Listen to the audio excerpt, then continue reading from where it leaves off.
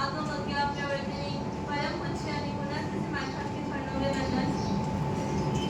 ममशिवनधारिका भगवद्गीतारिका परम पूज्य गुरुवर्य श्री के चरणों में वंदन।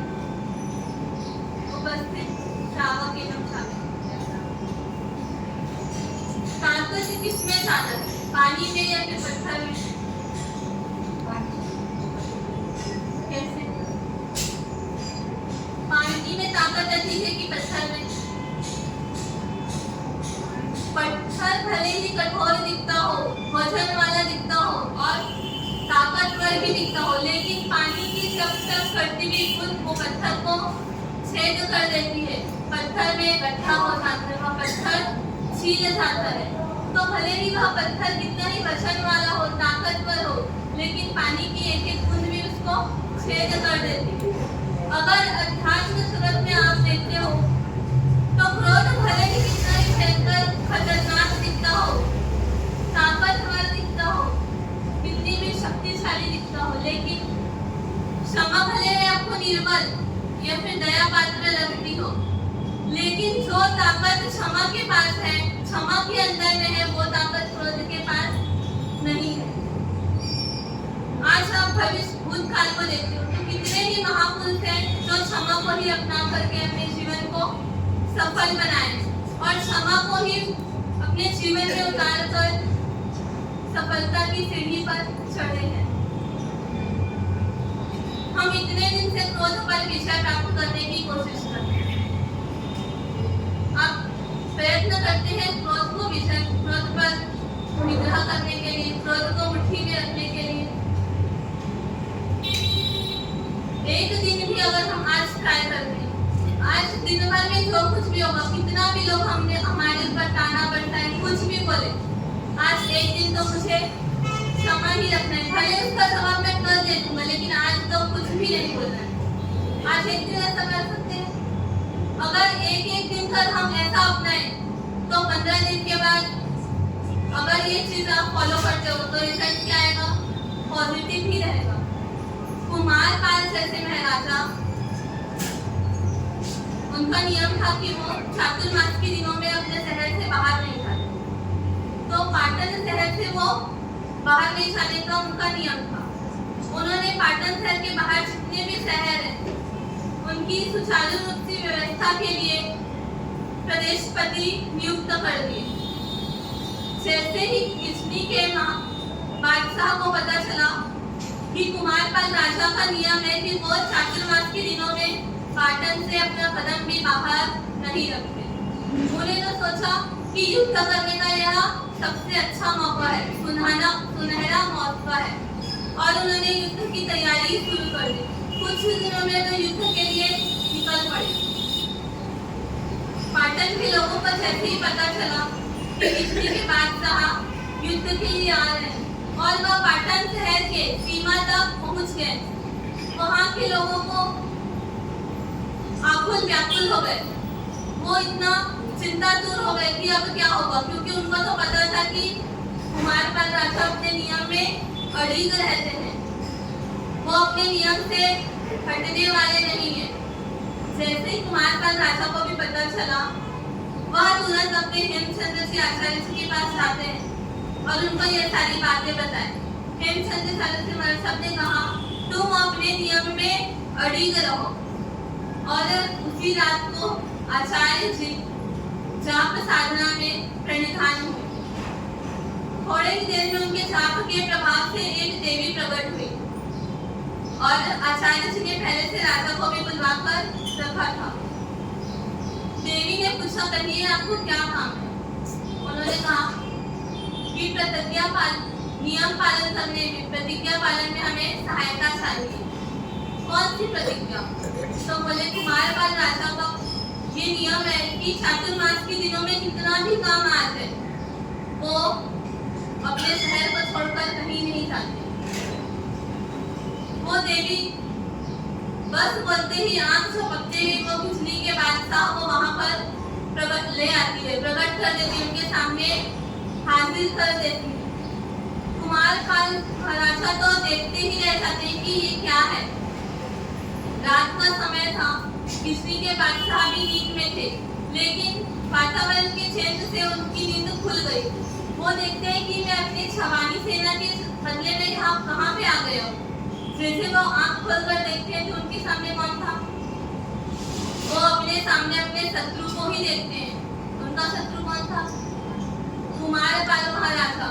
वो उनका देखकर आश्चर्यचकित हो जाते हैं। वो बोलते हैं, मैं यहाँ आया तो कैसे आया? मुझे यहाँ लाने वाला कौन है? अब तो उनके सामने उनकी आंखों की नजरों में उनकी मौत झूल रही थी। उनके पास कोई चारा नहीं था, वो क्या करे? वो तुरंत ही आचार्य भगवान और कुमारपाल महाराजा के चरणों में गिर पड़ते हैं, बस मुझे माफ कर दीजिए। लेकिन कुमारपाल महाराजा कैसे थे? जब शत्रु अपने सामने आ जाए तो शत्रु को छोड़ा जाता है। राजनीति की क्या व्यवस्था? राजनीति तो यही बोलती है कि शत्रु अगर आ जाए तो उसको फांसी की सजा या बंदी बना दिया जाए। लेकिन कुमारपाल महाराजा ऐसे थे जो तोप की शक्ति पर नहीं बल्कि क्षमा की शक्ति पर विश्वास रखते थे। उनको समय आने पर बंदूक चलाना भी आता था, लेकिन तोप की जगह वो क्षमा की शक्ति पर ज्यादा श्रद्धा रखते थे। जैसे ही वह शत्रु उनके चरणों में गिर पड़े तो उन्होंने खूब मीठे और मधुर वचनों से कहा कि आप भले ही हमारे मारने वाले हो, लेकिन हम तो मारने वाले को भी बचाने वाले हैं। आप कहिए, आपका क्या विचार है? हम तो आपको घिसनी के सिंहासन पर वापस से आपको स्थापित करना चाहते हैं। कुमारपाल महाराजा के ये दो शब्द सुनकर वो उनके प्रति अहोभाव हो गए। उनको लगा कि मैं तो आज उनको मारने आया था, लेकिन मेरे जैसे शत्रु पर भी इन्होंने क्या किया? सिर्फ करुणा का प्रेम की ही नदी बहाई है। उन्होंने उसी दिन प्रतिज्ञा की कि आपके इन वचनों से आपको मैं मारने आया, फिर भी आप मुझे जीवन दान दे रहे हो, तो आज से 6 महीने तक मेरे राज्य में अमाली का आदेश होगा। कोई भी कभी भी 6 महीने तक किसी भी जीव का कत्ल नहीं होगा। जितने भी कत्ल खाने उसकी बंद करवाई जाएगी। और साथ ही साथ मेरे राज्य में अजोड़ विश्व में बनने वाले ऐसे प्रमुख रेशमी कपड़े बनते हैं, तो आपके इष्ट देव की पूजा के लिए वो नित्य नए नए वस्त्र भी भेजे जाएंगे। एक क्षमा का प्रभाव देखो। अगर कुमारपाल महाराजा चाहे तो उनको बंदी बनाकर अपने कैद में भी रख सकते थे या फिर तोप की गोली से उड़ा भी सकते थे, लेकिन वो अगर करते तो क्या होता? उनकी शत्रुता मिटती की क्षमा मिटती, फिर क्या होता? अगर वो तोप की गोली से उड़ा देते तो हर बार भविष्य में वहां के लोगों से दुश्मनी का मोल रहता ही। हमेशा ये डर बना रहता कि कभी वो हमारे ऊपर हमला कर सकते हैं। लेकिन जो महापुरुष होते हैं वो क्या करते हैं? दुश्मन को नहीं बल्कि दुश्मनी को खत्म करते हैं। आज उन्होंने क्षमा अपनाया और दोनों क्या हो गए? मित्र बन गए, एक सगे भाई की तरह हो गए। अब हमें क्या करते हैं? जितने बार भी क्रोध आता है हम क्या करते हैं? वो दुश्मन को खत्म करने की कोशिश करते हैं कि उसकी दुश्मनी हटाने की कोशिश करते हैं। अगर हम भी दुश्मन की बजाय दुश्मनी को खत्म करने की कोशिश करेंगे तो हम भी सफल होंगे। ग्रंथ में जितने भी महापुरुषों का नाम आता है, चाहे खजुसु कुमार हो, अवंती सुकुमार हो, जितने भी महापुरुष है सबने क्या किया? सिर्फ क्षमा को ही धारण किया। खजुसु कुमार मुनि को सिर्फ दीक्षा लिए और उसी दिन उन्होंने उनके ऊपर क्या हुआ? गरम गरम अंगारे उनके सिर के ऊपर रखा गया। फिर भी उन्होंने बिल्कुल भी क्रोध नहीं किया, बल्कि क्षमा को ही धारण किया और क्षमा रखने पर उनको केवल ज्ञान की भी प्राप्ति हुई। तो जैसे महापुरुष क्षमा को अपनाकर अपने जीवन को सफल बनाए, अपने जीवन को उत्तरोत्तर विकास की सीढ़ी पर लेके गए, अगर हम भी अपने जीवन को सफलता की ओर देखना चाहते हैं, सफलता में जीना चाहते हैं तो हमें भी क्या करना होगा? सिर्फ क्षमा का ही शरण लेना पड़ेगा। तो सिर्फ आज के लिए हम कोशिश करेंगे, आज एक दिन के लिए, कि आज जितना भी हमारे पास प्रसंग आए, जैसा भी प्रसंग आए, मुझे सिर्फ हंस के स्वीकार करना है। अगर आज मुझसे सहन नहीं होता तो भले उसका जवाब मैं कर दूंगा, लेकिन आज तो नहीं दूंगा। आज के लिए ये नियम आप सब हम भी करें।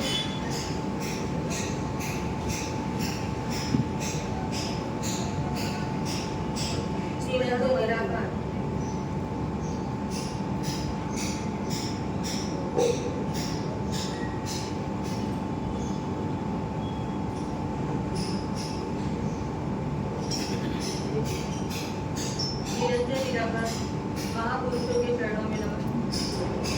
युग प्रधान युग पुरुष चारों दादा साहेब के चरणों में नमन। गणनायक शिरोमणि कारण पूज्य सागर जी महाराज के चरणों में नमन। केवली नाम कृष्ण प्रेरिका आगमज्ञा प्रवर्तिनी परम पूज्य गुरुदेव जी के चरणों में नमन। माम जीवन धारिका परम पूज्य गुरुदेव जी के चरणों में नमन। उपस्थित धर्म प्रेमी छात्र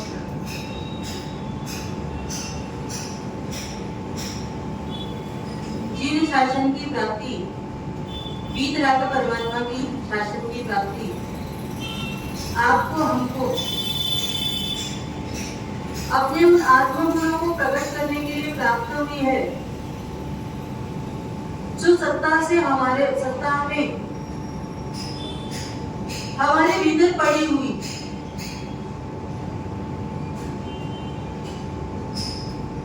एक गेम बच्चे खेलते हैं, बिजनेस गेम।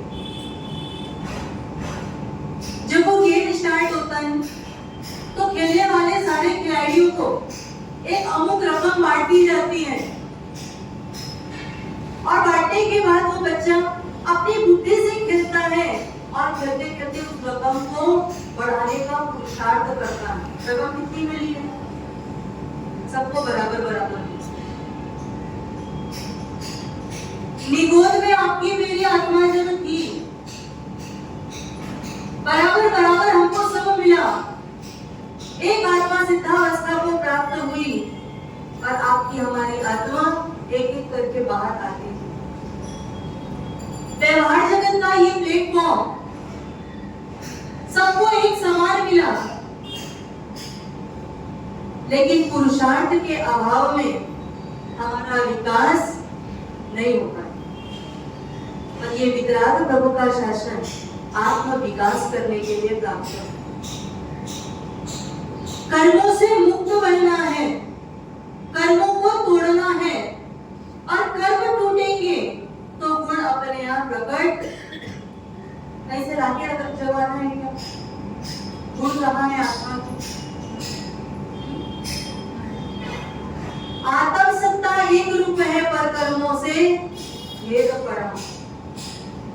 प्रभु सत्ता के आधार पर जो आपकी आत्मा में जो शक्ति है वही की वही शक्ति मेरी आत्मा में भी निहित है। लगता है आपको ऐसा?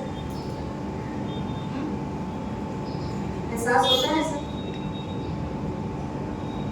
होता है? नहीं होता? कोई आकर के आपको एहसास दिलाए कि भैया तुम्हारे अंदर इतनी शक्ति है, इतनी शक्ति है, अगर इस व्यापार को तुम करोगे तो तुम आसमान छू जाओगे। करेंगे नहीं हो जाता? मुंबई जैसे शहर में तुम रहते हो, सासू माँ का कोई तुम्हारे पास अभी योग नहीं है, तुम चाहो तो अपनी बौद्धिक क्षमता के आधार पर घर बैठे भी तुम व्यापार करके उस आसमान की ऊंचाइयों को छू सकती हो। करेंगे नहीं करेंगे? भगवान के एजेंट सफेद वस्त्र वाली गुरु हवन बार बार समझा रहे हैं, जो शक्ति आत्मा में परमात्मा में है वही की वही शक्ति आपके भीतर में है। अगर तुम उन शक्तियों को प्रकट करके अपने आत्म गुणों को पहचान लोगे तो जो स्थान इस 14 राजलोक में परमात्मा ने प्राप्त कर लिया है वो स्थान आप भी प्राप्त करेंगे। अब पुरुषार्थ करेंगे।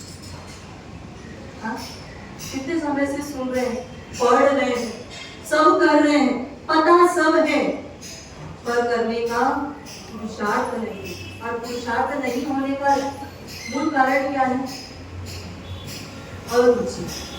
अपनी आत्मा से हमको अरुचि है, खुद से अरुचि है, खुद को जानने की इच्छा ही नहीं है, खुद की शक्तियों को पहचानने का हमारे भीतर में भाव नहीं। हम कौन? एक सियाल के, एक गिदड़ की टोली में गलती से सिंह का बच्चा आ गया, तो वो गिदड़ के हिसाब से अपना जीवन जीता है, क्योंकि बचपन से आया हुआ उसको देख के ही जीना है। लेकिन वो उस टोली में घूमते घूमते घूमते एक बार जब जंगल की ओर गया और दूर खड़ा एक सिंह जब दहाड़ता है, तो उस सिंह की दहाड़ को सुन करके वो गिदड़ की टोली में गया हुआ सिंह का बच्चा क्या करता है? वापस दहाड़ता है। क्यों दहाड़ता है? कैसे उसको दहाड़ने की शक्ति है? गिदड़ दहाड़ सकता है सिंह के जैसे, और वो कैसे दहाड़ा? जैसे ही सामने वाले सिंह की दहाड़ को सुनता है, वैसे ही उसको ये एहसास हो जाता है, मैं भी ऐसा ही हूँ, मेरे अंदर भी वो शक्ति निहित है, मैं भी दहाड़ सकता हूँ। और तुरंत दहाड़ करके बताता है, मैं वही जो तुम, तो प्रभु आप हो, वही मैं। कल तक जो आप थे वो आज मेरा वर्तमान बना हुआ है, लेकिन प्रभु आज जो आपका वर्तमान है वही मेरा भविष्य बनने वाला है। ऐसा विश्वास है? हाँ? प्रभु का जो भूतकाल था वो आपका क्या है? वर्तमान काल। और जो भगवान का वर्तमान है वो आपका क्या है? बोलने से हो जाएगा? क्या करना पड़ेगा? कुछ नहीं करना। 40 साल की उम्र तक हमने क्या किया? सब्जियों के छिलके उतारते गए। मटर की सब्जी बनानी, छिलका उतारा, चौली की सब्जी बनानी, उसके भी रेसे उतारे, बालों की सब्जी बनानी, उसके भी छिलके एक बार खोल करके देखिए। अब छिलका किसका उतारना है? आत्मा में लगे हुए कर्म का छिलका। कर्मों से बचना है। कैसे बचना? यानी भगवान फरमाते हैं, कर्म का बंधना जितना नुकसानकारी नहीं है, उससे ज्यादा नुकसानकारी क्या है? उसका रिवीजन करना। रिवीजन करना हमारे लिए नुकसानकारी। भोजन किया, भोजन करने के बाद कोई वस्तु हमको नहीं जमी, करते समय हमने कह दिया ये वस्तु आपकी गड़बड़ बनी है। सच बताना, वो बोलने के बाद भूल जाते हैं कि और दिमाग में चलता रहता है। कब तक चलता है? जब तक सामने वाला व्यक्ति वापस हमको सही रसोई बनाकर ना वपरा दे, तब तक वो विचारधारा हमारे चलते रहते। तो क्या होता है? लेयर पे लेयर, लेयर पे लेयर और लेयर पे लेयर चलते। भोजन करने के लिए किसी के घर मेहमान बनकर के गए, भोजन तैयार हुआ, भोजन में रसगुल्ला बना था, रसगुल्ला वापरा, बहुत स्वादिष्ट बना, आपने अनुमोदना भी कर ली, सब हो गया, घर आ गए। 1 साल के बाद कांतीलाल जी के घर में भोजन। कांतीलाल जी के घर गए, कांतीलाल जी ने याद नहीं रखा है कि साल भर पहले जहाँ हम सब गए थे, वहां पर भोजन के मेनू में रसगुल्ला था, इनको भी प्रिय था, इन्होंने भी अपने भोजन में रसगुल्ला रख लिया। और आप भी, आपने वहां भी रसगुल्ले खाए। खाने के बाद पहला रसगुल्ला जैसे ही मुंह के अंदर गया, रसगुल्ला स्वादिष्ट है, पर वो बात नहीं जो 1 साल पहले।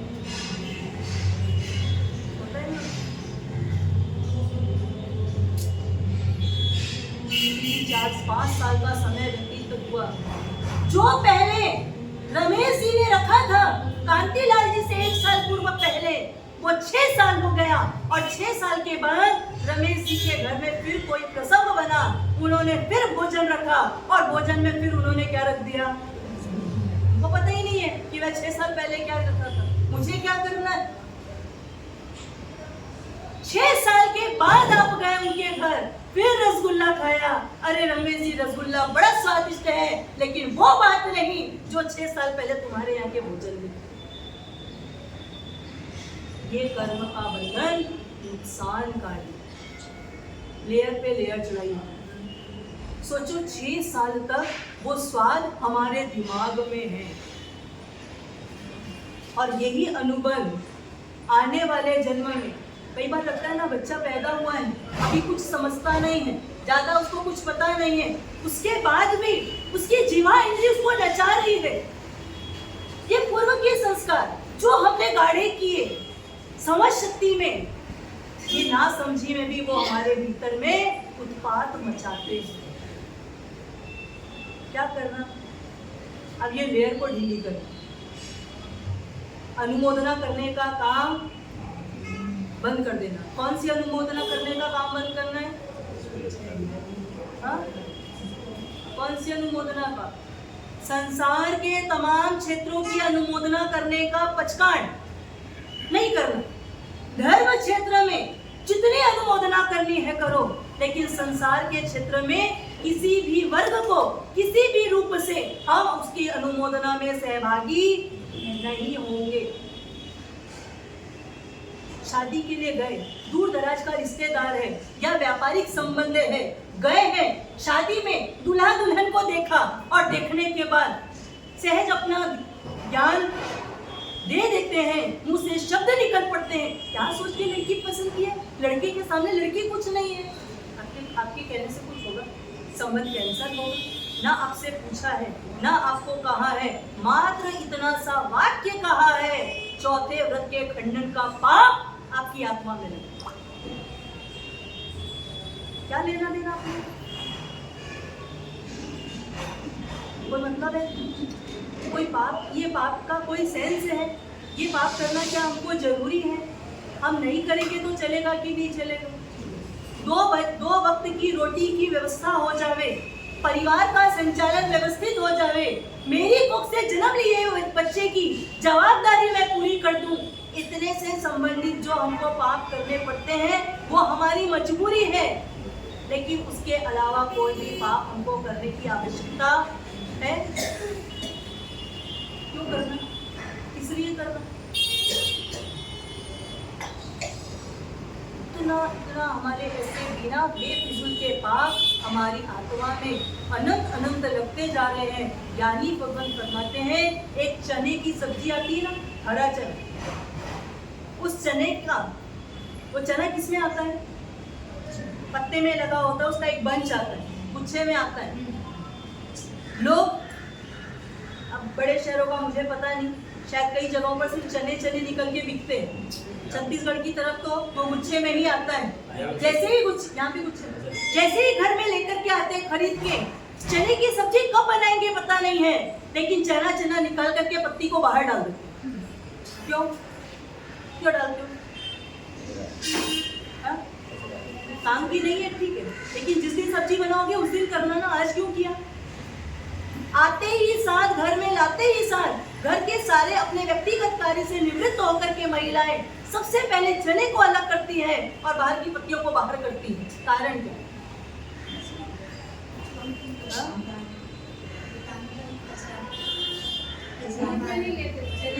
रोज रोज कचरे बढ़ेंगे, ये कचरा घर में गंदगी करेगा, इसलिए एक्स्ट्रा बेफिजूल के कचरे को सबसे पहले क्या करो, निकाल करके बाहर डाल दो। करते नहीं, करते ना? वही काम सम्यक दृष्टि जिए, परमात्मा के शासन का सच्चा अनुयायी करता है। बेफिजूल के कचरे आत्मा में जो लग रहे हैं उसमें फुल स्टॉप लगा देने, नो एंट्री का बोर्ड लगा देने का, चाहिए ही नहीं, फालतू के कचरे चाहिए ही नहीं। जो जरूरत है उसमें भी कटौती, और कैसे कटौती करें, ये तो कर सकते हैं, बिना दीक्षा लिए भी कर सकते हैं।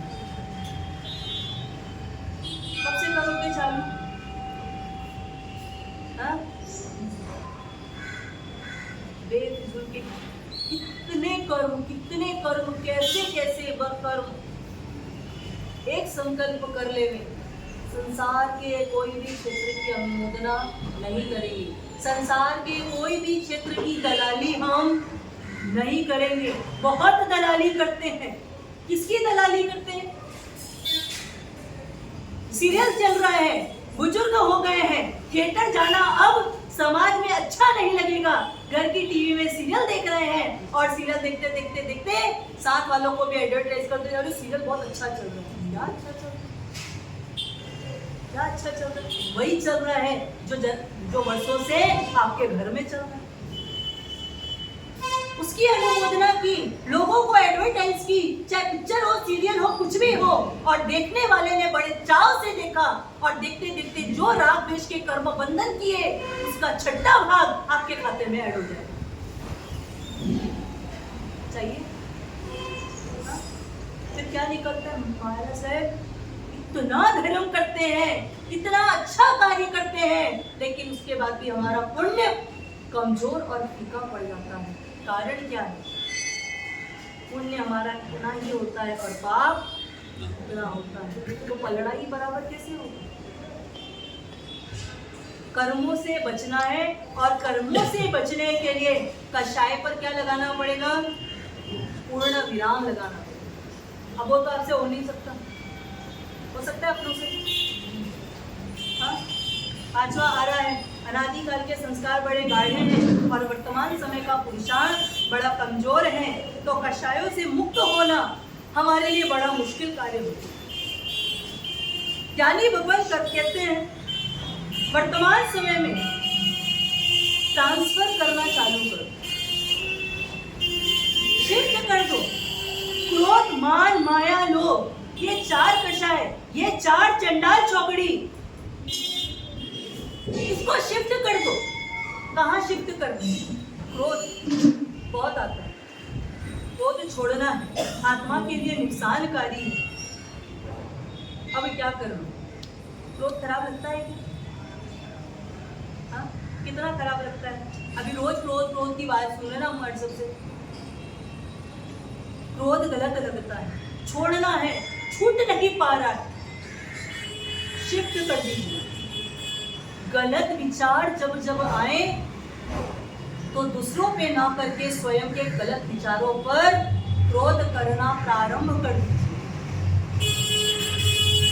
अभी तक ये जीव दूसरों पर क्रोध करता आया है, अब अपने खुद के स्वयं के गलत विचारों पर क्रोध करना प्रारंभ। दूसरे नंबर पे अभिमान। बहुत सबसे बड़ा जड़ है हमारा ईगो। ये ईगो ही हमारे सारे कष्टों को क्रोध दिलाता है। अभिमान करना छोड़ना है, पर आदत इतनी बढ़ चुकी है, छूट नहीं पा रहे हैं।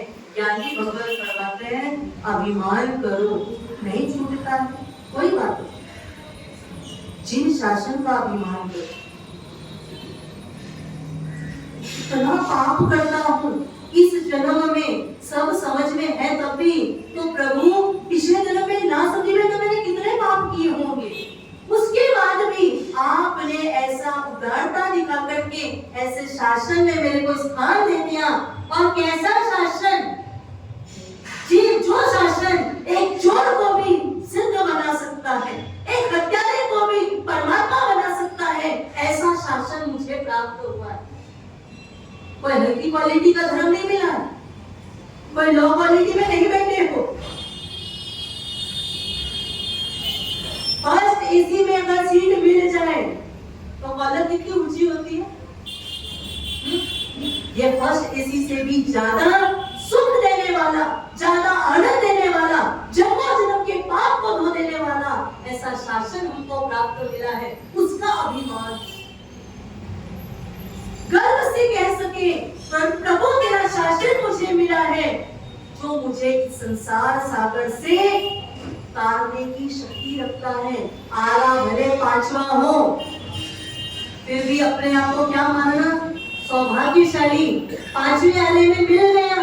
तू नहीं मिला प्रभु, लेकिन तेरा वचन और तेरी प्रतिमा और तेरे वचन को बताने वाले ये गुरु भगवान मुझे मिल गए हैं। इससे ज्यादा पुण्य क्या है मेरा? इससे ज्यादा क्या बताऊं खुद को? धन्य है तेरे शासन को, ऐसे शासन का अभिमान। तो तीसरे नंबर की है माया, जो किसी को दिखती नहीं पर हमको फंसा देती, ऐसा फंसाती है कि उन ग्रंथियों को सुलझा पाना बड़ा मुश्किल के रहा। सामायिक का बैग हाथ में हो, सर का दर्द बढ़ा हुआ हो, पर सामायिक हमारी 7 साल से अनवरत चल रही है, लेकर के घर के गेट तक आ गए हैं। बार बार मन कहता है जाऊं नहीं जाऊं, सिर बहुत दुख रहा है, सहन नहीं हो रहा है, दवा लेनी है, क्या करूं क्या नहीं करूं। मुरझाए मन से जा रहे हैं। मेन गेट घर का खुला और बेटी के ससुर जी आ गए। कदम पीछे हो गए, मुरझाया मन, मुरझाया चेहरा, 64 कलाएं चेहरे की खिल गई है। और तब तोड़ मन छोड़ इतनी मेहनत कर करके उस सगा जी की आओ भगत करने के लिए ये मन आनंदित प्रफुल्लित हो गए। कितनी माया जाने का कभी नहीं करी, किसके साथ करी? धर्म के साथ। और आम जनता के साथ तो ये मन कितनी मायाचारी करता है। घर में मेहमान आए हैं, आपने मेहमान के लिए भोजन बनाया, आओ भगत करी, अच्छे से अच्छे पकवान बनाए, मेहमानों ने अच्छे से खा लिया, भरपेट खा लिया, लेकिन एक बार भी आपके आहार की कोई अनुमोदना, कोई दिक्कत होगी आपको? सब खा रहे, अच्छे से खा रहे हैं। मायाचारी का ग्राफ जिसका आसमान छू रहा है, वो जीव आया हुआ मेहमान जब अनुमोदना नहीं करता है, तुमको और बैठा कर बैठो, साथ बैठो, भी तो भोजन हुआ, हाईटी लेकर के जाना। हाईटी का समय हो गया, हाईटी भी हो गई, मेहमान अनुमोदना नहीं कर रहे हैं, मुखवास भी आ चुका है, मेहमान अनुमोदना नहीं कर रहे हैं। साहब शाम का डिनर भी लेकर के जाना, लेकिन मेहमान कह रहे नहीं, फ्लाइट का टाइम हो चुका है, पहुंचने में वक्त लग जाएगा, हम नहीं रुक पाएंगे, हमको हड़बड़ी है, जाना पड़ेगा, फिर कभी आएंगे। और मेहमान ऐसा कहकर घर से बाहर निकल गए हैं। गेट में फिर 15 से 20 मिनट हमने पसार इसलिए किया, उनसे बात करने की कोई रुचि आपकी थी नहीं, इसलिए सिर्फ उस भोजन के पकवान की तारीफ अनुमोदना सुनने के लिए 20 मिनट वहां खपाए, नहीं किया। मेहमान गाड़ी में बैठ गए, अब लगा इस जीव को ये तो चला जाएगा, अनुमोदना हुई नहीं है। गाड़ी के ग्लास को लॉक किया, अगले ने कांच खोला, तब वो भाई साहब कहते हैं साहब लगा शायद आपको हमारे घर की आओ भगत पसंद नहीं आई, हमारा भोजन पसंद नहीं आया।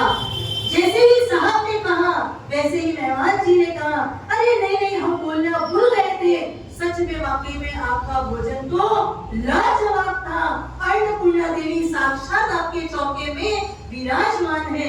जैसे ही ये शब्द निकले हाथ जोड़ा, साहब पधारिए, फ्लाइट का टाइम हो रहा। माया जब कितनी करी, अनंत काल से करी, नौकार वाली गिन रहे हैं, नौकार गिनते गिनते गिनते गिनते झपकी आई, माला छूट गई। ईमानदारी से बोलना, माला कहाँ से शुरू करोगे?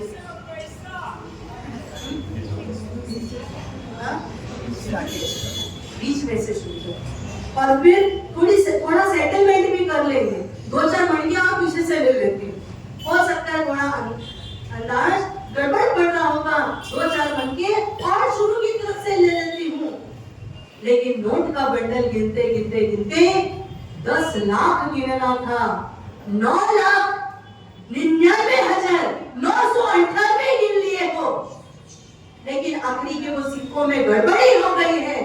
सच बताना कहां से गिनोगे?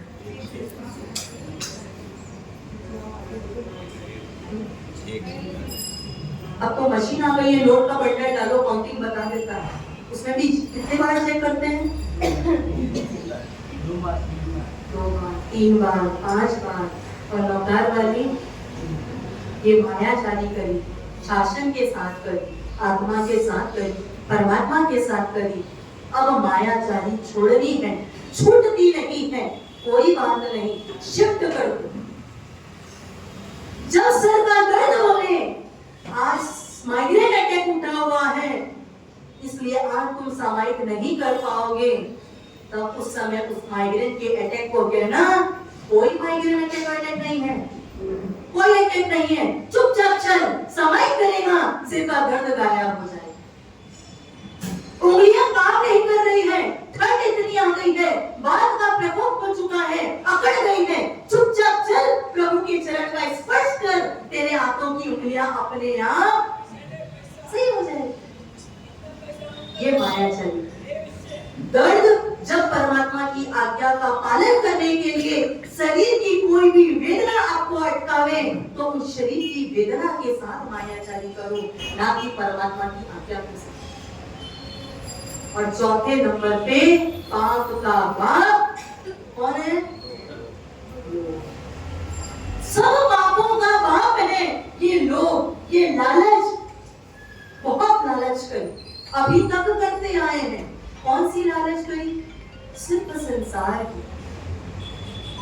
सेठ बन जाऊं, साहूकार बन जाऊं, करोड़पति बन जाऊं, करोड़पति बने अरबपति की इच्छा, अरबपति बने खरबपति की इच्छा, खरबपति बने प्रधानमंत्री बनने की इच्छा, और प्रधानमंत्री बने चक्रवर्ती बनने की इच्छा, और चक्रवर्ती बने तो तीर्थंकर बनने की इच्छा। पर सिद्ध बनने की इच्छा कौन है? साधु बनने की इच्छा कहीं नहीं है। पंचमहारत लेने के भाव नहीं जगे, 12 अमृत लेने के भाव नहीं जगे। कहाँ गए? कहाँ की इच्छा? लालच करो, करो लो। बाजू वाला 5 करोड़ की कार लाया, दूसरे दिन 5.5 करोड़ की कार लाने की इच्छा जागृत करने वाले जीव, लालच करो। पड़ोसी का घर का बच्चा 8 वर्ष की उम्र में परमात्मा के पंच महाव्रत को स्वीकार किया है, कम से कम मैं 60 साल की उम्र में तो संयम ले लूं। शरीर शिथिल हो चुका है, संयम नहीं ले सकते हैं, लेकिन 5 इंद्रियों के 23 विषयों पर तो अंकुश लगा करके संयम ही तो कर सकते। 12 व्रत लेकर के सच्चा साधु नहीं तो सच्चा शावक तो बन जाऊं। लालच करो, सिद्धों से लालच करो, सिद्धों से ईर्ष्या करो। अरे तुम कैसे वहां पहुंच सकते हो, और जब तुम पहुंच सकते हो तो मैं क्यों नहीं पहुंच सकता। ये 4 कषाय, ये 4 जिसको शास्त्रकार भगवंतों ने चंडाल चौकड़ी का नाम दिया है, ये चंडाल चौकड़ी को तोड़ना है, पर तोड़ना बड़ा मुश्किल है। इसे तोड़ने के लिए शायद हमारा सामर्थ्य हम उतना नहीं जुटा पा रहे हैं, तो प्रभु कम से कम आज मेरी वर्तमान स्थिति हर चीज को शिफ्ट करने की है। दूसरों के ऊपर डाल देना हर बात को, कोई भी काम क्यों नहीं हुआ, अरे माना सब ऐसा हो गया था इसलिए ऐसा नहीं, इस पे डाला, दूसरे पे डाला। तो अब क्या करना? जो कषाय दूसरों पे डाला है वो सारा कषाय किस पे डालना? खुद पे डालना। कषायों को शिफ्ट करें ताकि हमको परमात्मा के शासन में एक ऐसा लिफ्ट मिल जाए जो सीधा सीधा सीधा हमको सिद्ध सला में फिट कर दे। कषायों को करे शिफ्ट, मिलेगा प्रभु आज्ञा का लिफ्ट जो हमको सीधे सीधे कर देगा सिद्ध शिला में ऐसा फिट कि कोई भी आपका कारपेंटर आकर के हमको हिला नहीं पाएगा। ये महावीर स्वामी का वो शंकर भाई भी आकर के वहां से हमको हटा नहीं पाएगा। ऐसा पुरुषार्थ आपकी मेरी सबकी आत्मा का जगह इन भावों के साथ।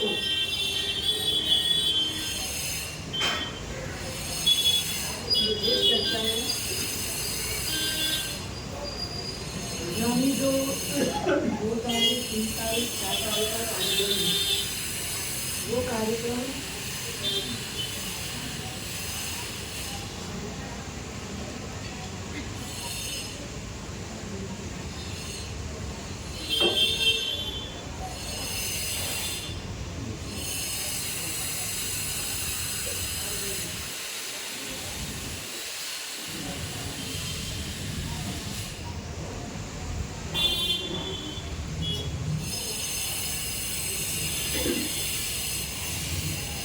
आगामी जो